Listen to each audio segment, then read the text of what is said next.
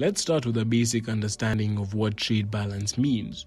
Trade balance is the difference between a country's exports and imports of goods and services. If a country exports more than it imports, it has a trade surplus. Conversely, if it imports more than it exports, it has a trade deficit. The trade balance can tell us a lot about a country's economic health and its position in global trade.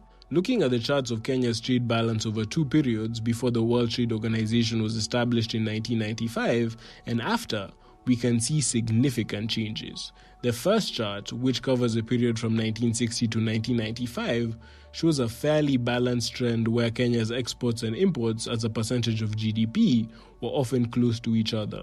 In some years, exports even surpassed imports, indicating periods of trade surplus or near balance. This suggests that Kenya maintained a relatively stable trade balance before the WTO era, with imports and exports moving in a similar range. However, the post-WTO chart from 1996 to 2022 tells a different story.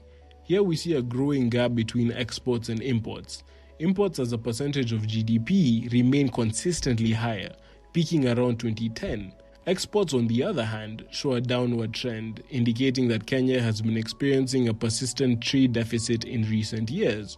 This shift may reflect the impact of global competition and trade liberalization policies associated with the WTO, which may have led to an increase in imports that outpaced the growth of exports. In 2022, Kenya's main exports included products like black tea, fresh-cut flowers, petroleum oils, coffee, and titanium ores, as reported in the World Integrated Trade Solution database.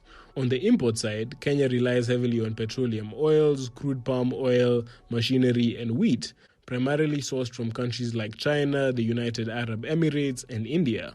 This dependency on specific imports and exports reveals Kenya's economic structure, with a strong focus on agricultural and raw material exports while relying on foreign markets for essential goods like energy, machinery, and certain food products. The concentration on a few commodity export goods could make Kenya's economy vulnerable to price fluctuations in global markets and trade policies from other countries.